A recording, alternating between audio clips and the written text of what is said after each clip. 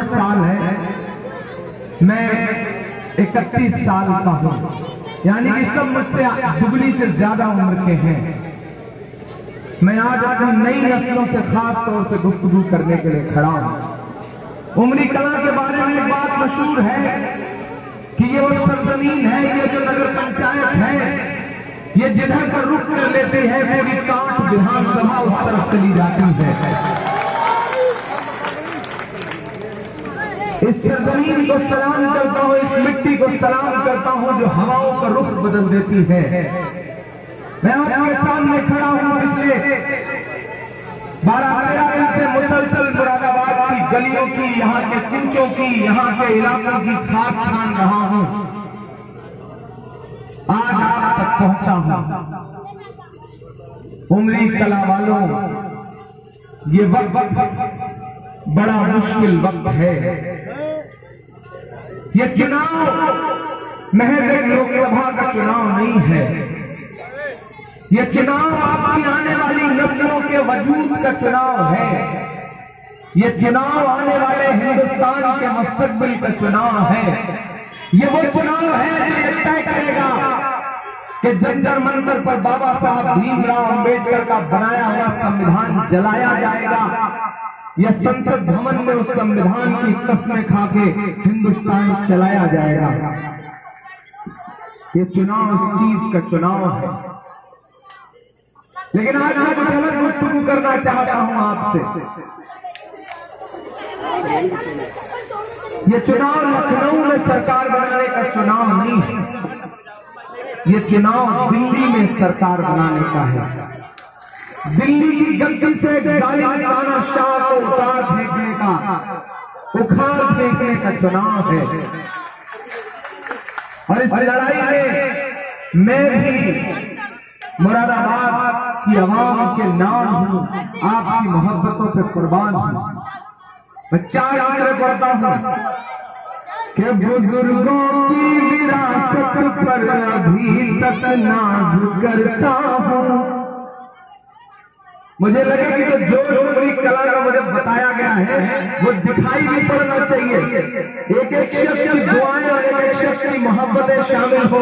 मैं जो कहने जा रहा हूं उसे रूह में उतारिएगा कि बुजुर्गों की विरासत पर अभी तक नाज करता हूं, ज़मीं का साथ देने के लिए परवाज़ करता हूं, ज़मीं का साथ देने के लिए परवाज़ करता हूं।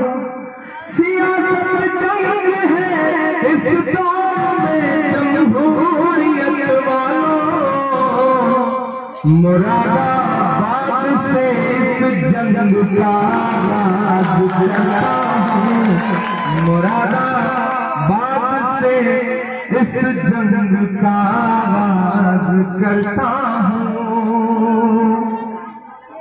बड़ी सुकून की जिंदगी थी मेरी, बड़ी सुकून की जिंदगी थी।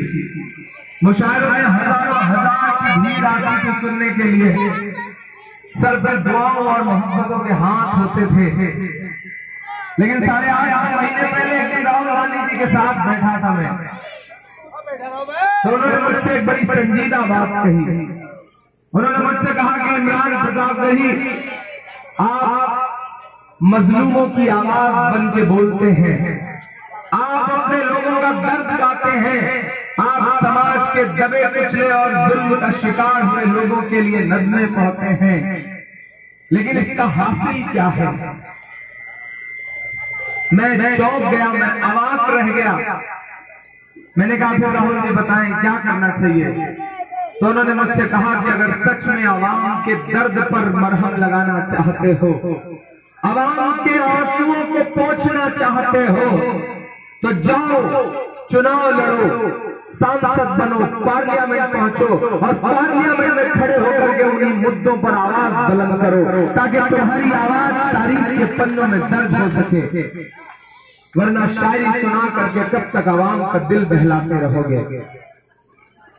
वो 8-8.5 महीने पहले की कही गई बात दिल में कुछ इस तरह घर कर गई कि लोकसभा का चुनाव आया और कांग्रेस पार्टी ने मुझसे कहा कि आपको मुरादाबाद से चुनाव लड़ना है तो तैयार हो जाइए। मैंने लब्बैक कहा और मैं आपके दामन में आके आपकी मोहब्बतों की बाट जोड़ रहा हूं। उमरी कला वालों, कुछ लोग आ रहे हैं आपके बीच में, आए होंगे आपके बीच में, जो आपको बता रहे हैं कि वो तो बाहर से आया है, बाहर से आया है वो। इमरान प्रतापगढ़ी तो बाहरी है। मैं आपकी आवाम के सामने ये कहना चाहता हूं कि जो मुझे बाहरी कह रहे हैं उनसे सवाल पूछिए कि अगर नरेंद्र मोदी जी गुजरात से आके बनारस से चुनाव लड़ सकते हैं, अखिलेश यादव जी इटावा से जाके आजमगढ़ चुनाव लड़ सकते हैं, तो एक गरीब परिवार का बेटा इमरान प्रतापगढ़ी प्रतापगढ़ से आके मुरादाबाद चुनाव क्यों नहीं लड़ सकता? उनसे सवाल पूछिए, उनसे कहिए कि आप इमरान को बाहरी कैसे कह सकते हैं। उसका दिल प्रतापगढ़ में रहकर भी नजीब की अम्मी के लिए धड़कता है। उसका दिल अपने घर से 850 किलोमीटर दूर अलवर के पहलू खान की दोनों आंखों की 85 साल की नाबीना मां के लिए धड़कता है। वो उसका आंसू पोंछने अलवर तक जाता है। उसका दिल रोहित वेमुला जी से इतना प्रताड़ित किया गया कि उसे फांसी के फंदे पर चढ़ जाना पड़ा। उसकी मां के प्रोटेस्ट में शामिल रहने के लिए जंतर मंतर तक जाता है। उसका दिल अफराद के परिवार के लिए रोता है। उसका दिल रकबर के परिवार के लिए रोता है। मोहम्मद उमर के परिवार के लिए रोता है। और तो और उसका दिल गोरखपुर में ऑक्सीजन की कमी से मारे गए 72 से ज्यादा बच्चों की माओ की चीखों के लिए रोता है। तो ऐसा इंसान बाहरी कैसे हो सकता है? जहां रहेगा वहीं रोशनी लुटाएगा। किसी चिराग का अपना मकान नहीं होता।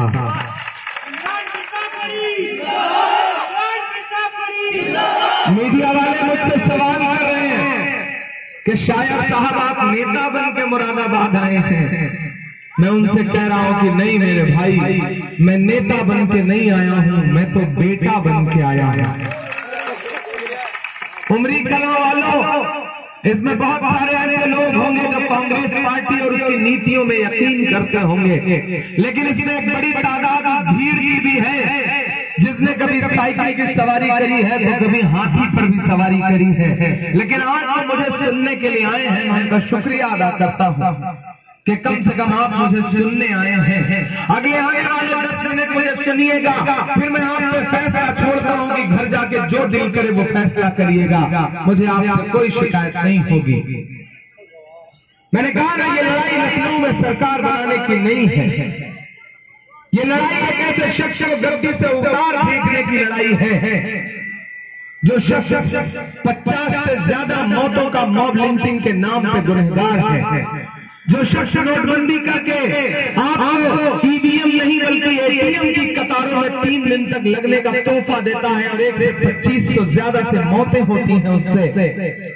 जो शख्स और जिससे जुड़ी हुई संस्थाओं की विचारधाराएं ये तय करेंगी कि आपको क्या खाना है, क्या पहनना है, क्या बोलना है, आपकी आजादियों का गला घोटा जाएगा।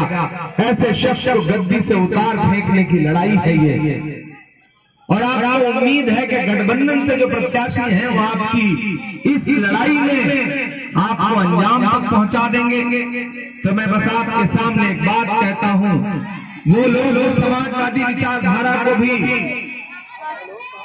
पसंद करते हैं, मैं उनसे पूछना चाहता हूं कि 1.5 महीने पहले आप लोग बयान भूल गए माननीय नेताजी का, जब वो पार्लियामेंट के आखिरी भाषण में कह रहे थे कि मैं दुआ करता हूं कि नरेंद्र मोदी जी आपके सारे सहयोगी फिर से जीत के पार्लियामेंट आए और आप प्रधानमंत्री बने। याद है आपको ये जुमला उनका? याद है ये भाषण आपको कि नहीं याद है?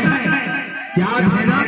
अगर जब वो ये कह रहे थे कि बाकी सारे सांसद जीत के आए और आप पार्लियामेंट पहुंचे, तो उनके उन बाकी सांसदों में आपके मुरादाबाद के सांसद के लिए भी दुआ छूटी हुई थी।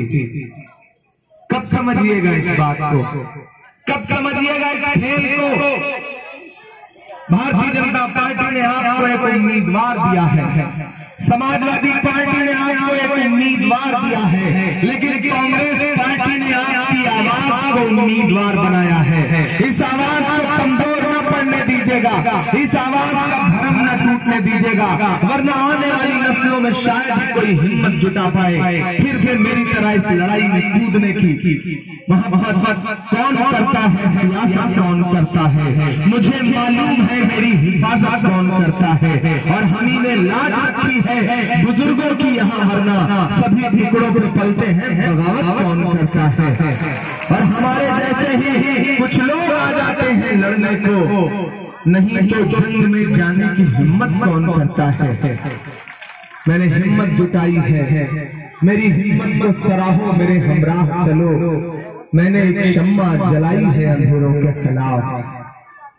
मैं यहाँ सांसद का टैग लगवा करके अपने लिए तमगा जुटाने नहीं आया हूँ। मुझे आपकी खिदमत करनी है। मुझे नजीब की अम्मी के लिए पार्लियामेंट में खड़े होकर उनके आंसुओं का हिसाब मांगना है। मुझे सवाल पूछना है कि रोहित वेमुला जैसे नौजवान आदमी क्यों मजबूर हुए फांसी के फंदे तक जाने के लिए। मुझे सवाल करना है कि आखिर सड़कों पर ये कौन सी भीड़ है जो खड़ी है लाठी डंडे और फरसे और बल्लम लेकर के, जो राह चलते हुए किसी भी इंसान को उसका चेहरा और उसका लिबास देख करके पीट पीट करके मार देगी। मुझे सवाल करने हैं इन सारे मसलों पर। गठबंधन के प्रत्याशी को पिछली बार आपने 4 लाख वोट दिया, आप सबने दिया, आप सबने दिया, आप सबने दिया दिया। मुझे आपसे कोई शिकायत नहीं, आपने सही फैसला किया था उस वक्त। लेकिन मैं आपसे पूछता हूं कि जब आपके खाने पर सवाल हो रहा था, जब बिजली चेकिंग के नाम पर आपके मोहल्लों को घेर करके आपके साथ जातियां हो रही थी, मुरादाबाद से लेकर के कांच तक, जब आपकी रोटी और बोटी के नाम पर आपको जलील किया जा रहा था, मुकदमे किए जा रहे थे, तब जिस शख्स को आपने 4 लाख वोट लेकर के एक बड़ा मैंडेट दिया था, आप बताइए कि इनकी आवाज कभी आपने उसके मुखालफत में सुनी हो तो बताइएगा। वास्ता है आपको ज्यादा, मगर बताइए कि आपने सुनी नहीं सुनी ना। आप बहुत दूर थे, सुनी तो मुरादाबाद वालों तक ने नहीं सुनी, तो उनके मोहल्ले में रहने वालों तक ने नहीं सुनी ये आवाज उनकी, जिनको आपने 4 लाख वोट दिया था। पिछले 5 साल में उनके घर का फाटक बंद था तो बंद था। वो एक अच्छे डॉक्टर है, इसमें कोई दो राय नहीं है। वो एक अच्छे डॉक्टर है, मेरी वालिद के उम्र के हैं, लेकिन उमरी कला वालों मेरा टिकट उनसे 8 दिन पहले हुआ था। अगर सच में वो भारतीय जनता पार्टी को हराने की कोई ख्वाहिश रखते थे तो उन्हें मेरे सीने से लगा के कहना चाहिए था, मुझे बेटे की तरह अपने सीने से लगा के कहते कि बेटा इमरान, तेरा टिकट पहले हुआ है, तू नौजवान है, तेरे अंदर जुनून है काम करने का, जा मैं तुझे समर्थन करता हूँ, तेरे कंधों पर बोझ डालता हूँ, जा लड़ और बड़े मोदी से लेकर छोटे मोदी तक दोनों को हरा करके जीत करके फिर पार्लियामेंट में। लेकिन नहीं साहब, नहीं, जतन करके टिकट लाया गया। आप उनके पिछले 5 दिन के भाषण उठा के देख लीजिए, उनके निशाने पर योगी जी नहीं है, उनके निशाने पर मोदी जी नहीं है, उनके निशाने पर कोई है तो उसका नाम इमरान प्रताप गढ़ी है। वो ये कह रहे हैं कि वो तो बाहर से आया है। डॉक्टर साहब, मैं आपको बता देना चाहता हूं कि हमारी नस्लों को बाहरी बताने वाली सोच समाजवादी नहीं हो सकती। हमारी नस्लों को बाहरी बताने वाली सोच तो आरएसएस की सोच है, जो हमारी पूरी नस्लों को बाहर का बताती है और चाहती है कि हम बाहर चले जाएं। वो चाहते हैं कि हिंदुस्तान छोड़ दें हम। बताओ, भूत के डर से मकान छोड़ दें हम? ये सोच आरएसएस की सोच है। डॉक्टर साहब जब आपके बीच में आकर के उनके नुमाइंदे आपके बीच में आकर कहें कि इमरान तो बाहर से आया है, तो उनसे कहिएगा कि नहीं साहब, इमरान तो हिजरत करके आया है और हिजरत तो हमारे नबी ने करी है। इमरान तो उनके कदमों की धूल है। और जब मैं हिजरत करके आया हूं इस शहर में, तो मैं आपकी जानकारी के लिए बता दूं कि मैंने शहर में घर ले लिया है। अब मैं मुरादाबाद का हूं, मेरे दिल के होते इंशाअल्लाह आपके लिए 24